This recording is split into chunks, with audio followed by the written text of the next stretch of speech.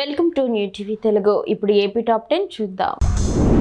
Deputy CM Pawan Kalyan ఈ నెల 24న ద్వారకా తిరుమల మండలం ఐఎస్ జగన్నాథపురం లక్ష్మీ నరసింహస్వామి ఆలయాన్ని సందర్శించనున్నారు. ఈ పర్యటనలో భాగంగా పలు అభివృద్ధి పనులకు ఆయన శంకుస్థాపన చేయనున్నారు. ఈ నేపథ్యంలో పోలవరం నియోజకవర్గం ఎమ్మెల్యే చిర్రి బాలరాజు జీలుగుమిల్లి మండలం బరింకలపాడు క్యాంప్ కార్యాలయంలో మాట్లాడుతూ డిప్యూటీ సీఎం పర్యటనను విజయవంతం చేయాలని పిలుపునిచ్చారు. పాతపట్నం మండలంలో అనారోగ్యంతో బాధపడి మృతి చెందిన తామర గ్రామానికి చెందిన విజయ, చిన్న పద్మాపురం గ్రామానికి చెందిన రాజేశ్వర్లకు సీఎం రిలీఫ్ ఫండ్ కింద 3,59,000 రూపాయల చెక్కులను ఎమ్మెల్యే మామిడి గోవిందరావు తన క్యాంపు కార్యాలయంలో పంపిణీ చేశారు. ఈ సందర్భంగా ఆయన మాట్లాడుతూ బాధితుల కుటుంబాలకు అండగా ఉంటామని హామీ ఇచ్చారు. ఉపరితల అల్పపీడనం ప్రభావంతో వేంపల్లిలో ఉదయం 6 గంటల నుంచి భారీ వర్షం కురుస్తుంది. కుండపోత వర్షం కారణంగా రోడ్లు జలమయం కావడంతో ప్రజలు, వ్యాపారులు తీవ్ర ఇబ్బందులు ఎదుర్కొన్నారు. రాకపోకలకు అంతరం ఏర్పడింది. జనజీవనం స్తంభించింది. దేవరపల్లి మండలం గౌరీపట్నం గ్రామంలో గ్రామ సర్పంచ్ రాయి అన్నపూర్ణ అధ్యక్షతన ఉపాధి హామీ పథకంపై గ్రామ సభ జరిగింది. కేంద్ర ప్రభుత్వం ఉపాధి హామీ పథకంలో అక్రమాలను అరికట్టేందుకు కేవైసీని ప్రవేశపెట్టింది. ఈ గ్రామ సభ ద్వారా కేవైసీ అప్డేట్ కాని వారికి నూతన కార్డులు జారీ చేశారు. అలాగే ప్రధాన మంత్రి ఆవాస్ యోజన లబ్ధిదారులకు కూడా ఉపాధి హామీ జాబ్ కార్డులు జారీ చేశారు.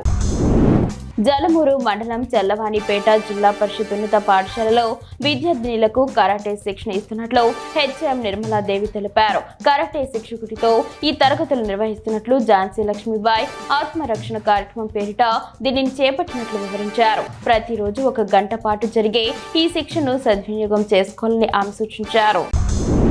కొవ్వూరు పట్టణంలోని గోదావరి మాతా విగ్రహం వద్ద ఉన్న ఐ లవ్ కొవ్వూరు పార్క్ లో వి అక్షరం అదృశ్యమైంది.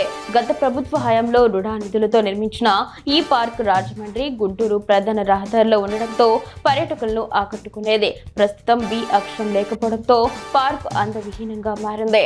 అధికారులు స్పందించి ఈ సమస్యను పరిష్కరించాలని ప్రజలు కోరుతున్నారు. యలమంచిలి మున్సిపాలిటీ పరిధిలోని పెద్దపల్లి చెరువు కబ్జాపై గ్రామస్తులు గత కొంతకాలంగా పోరాటం చేస్తున్నారు. చెరువు భూములను ఏ విధంగా మార్చి ఇచ్చారనే దానిపై వివాదం నెలకొంది. భూమి యాజమాన్య హక్కులు పొందిన వ్యక్తి స్థానికులపై దురుసుగా ప్రవర్తించడంతో ఆగ్రహం వ్యక్తమవుతోంది. రాజమండ్రిలో హిందూ సమాజం ప్రాంగణంలో 60 రోజుల పాటు శ్రీ మహాభారతం ప్రవచనం యజ్ఞం ప్రారంభం కానుంది. స్థానిక ప్రెస్ క్లబ్ లో ఏర్పాటు చేసిన విలేకరుల సమావేశంలో నిర్వాహకులు ఈ విషయాన్ని వెల్లడించారు. బ్రహ్మశ్రీ సామవేదం షణ్ముఖ శర్మ 60 రోజుల పాటు ఈ మహాభారత ప్రవచనాలు బోధించనున్నారని, ఇది రాజమండ్రి వాసులకు దక్కిన అదృష్టమని నిర్వాహకులు తెలిపారు. నరసింహపేట మండలం ముద్దాడపేట ప్రభుత్వ ప్రాథమిక పాఠశాలలో హెచ్ఎం జగతి రావు ఆధ్వర్యంలో విద్యార్థులు ఐక్యమత్యమే బలము అనే అంశంపై టీఎల్ఎం పరికరాలు వినియోగిస్తూ ఒక స్కిట్ ప్రదర్శించారు. ఈ ప్రదర్శన ద్వారా విద్యార్థులకు ఐక్యమత్యం యొక్క ప్రాముఖ్యతను, దానితో సాధించగల విజయాలను తెలియజేశారు. విద్యార్థుల ప్రదర్శన అందరినీ ఆకట్టుకుంది.